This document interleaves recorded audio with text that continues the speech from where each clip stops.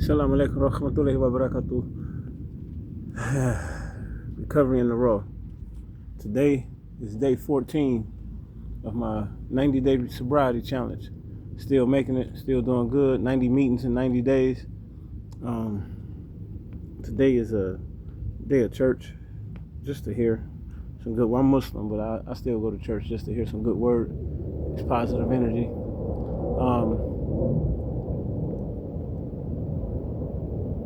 My thing right now is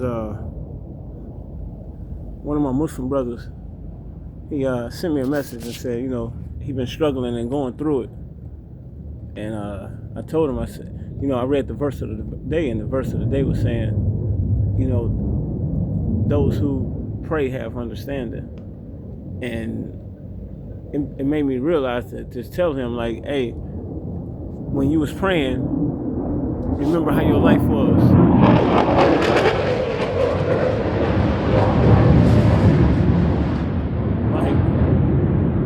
And it made me reflect on my own life at the same time. When I was praying and going to Jumu'ah and giving charity to the community and volunteering at food pantries and doing all the positive things, when I was doing all that, life was all right. Life was all right. It wasn't until I stopped doing that, feeling like I didn't have no energy or feeling like I was lazy, feeling like I skipped this day, that's when all the drama started.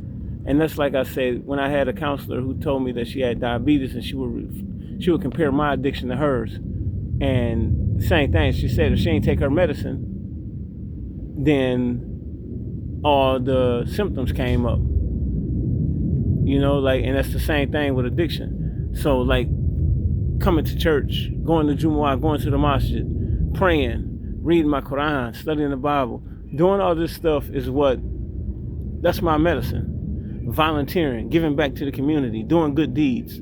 That's my medicine. That's what keeps me sober. If I stop taking that medicine, that's when all my symptoms show up.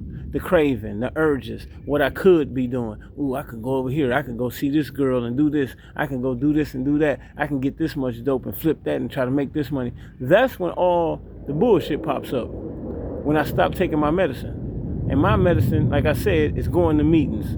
My medicine is going to Jumu'ah, making prayer, doing tahajjud. My prayer is coming to church, doing Bible studies. And that's what got me going. Spending time with my kids, spending time with my babies, and teaching them right and wrong, giving them morals. So that's what keeps me going. That's what keeps me clean and sober. And I hope this reaches somebody. Like if you out there and you struggling, just think about the things that you was doing when you were sober. Those are the things you need to get back to, because I promise you ain't doing them things while you're getting high.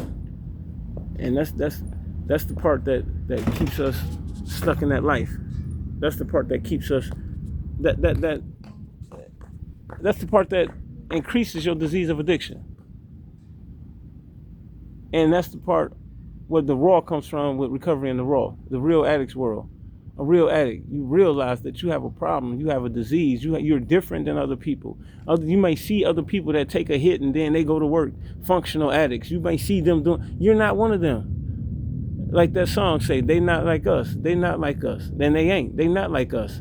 Because what we will do is get high and have a fit and have a fool. We will act a straight fool. We go off the edge, we jump. Man, I know for myself, that first hit, even at the time before the second one come, I'm like, okay, that's it. I ain't gonna get no more. But once that's gone, I'm calling again before my first sack is gone, because I don't want to be out without it. So I still got some left, but yet I'm calling for another bag, so I ain't gotta go without it. So I know it's there. So I know it's secured. I remember when dope dealers used to call and be like, hey man, you want some of this? I'm finna leave the city. I'm gonna be gone for I ain't coming back till in the morning and shit like that. Hey man, front it to me and I'll have your money back when you get back tomorrow. Just so I wouldn't be without that night. Knowing I ain't finna pay this man, I'm finna smoke all that. Now I gotta fight this nigga or do something else to him the next day, because I ain't got his money.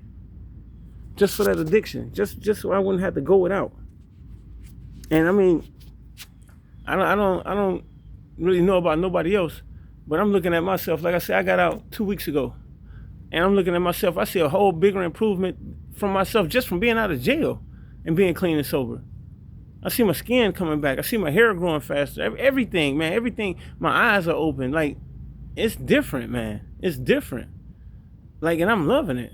Why should I give this up? Look at my son just holding on to me. He misses daddy.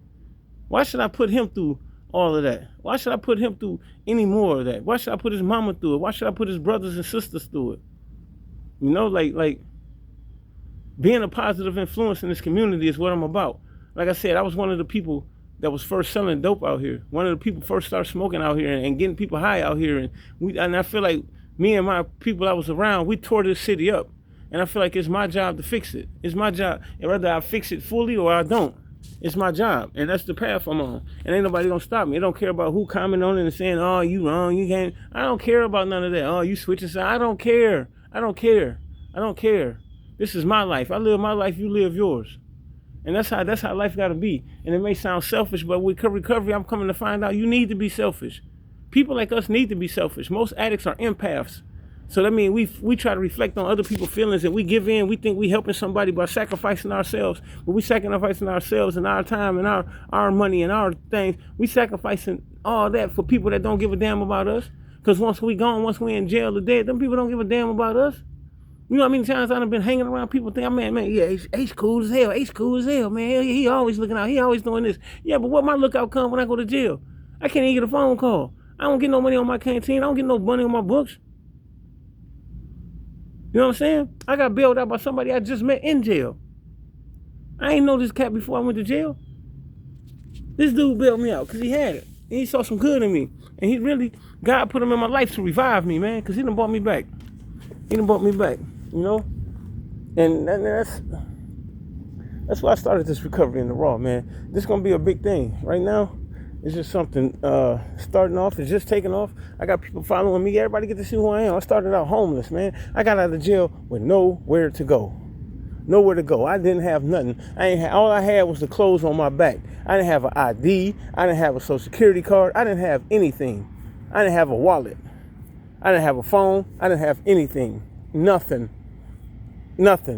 I donated plasma, got a phone. That was 2 days later, and I started these videos. So really, I say day 14, but really I'm 16 days in. But it's day 14 of the sobriety challenge for me on these videos. It's only day 14, but it's 2 days. It was 2 days I stayed clean. And when I got out, I had to battle, and they kept telling me, go to the day-by-day shelter. The day-by-day shelter is the homeless center out here. I didn't go. I told the woman, I said, if you give me a blanket, I'll sleep outside and wrap up somewhere just to make sure, because I knew who at the day-by-day center.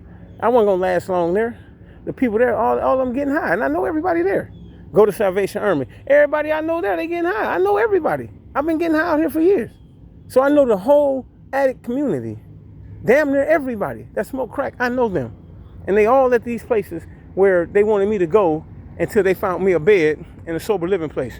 So I had to step up and be a man and ask myself, what do I really want?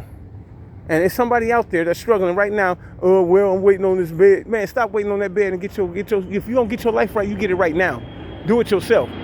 Don't be waiting on people to get your life right. You can't. You can't.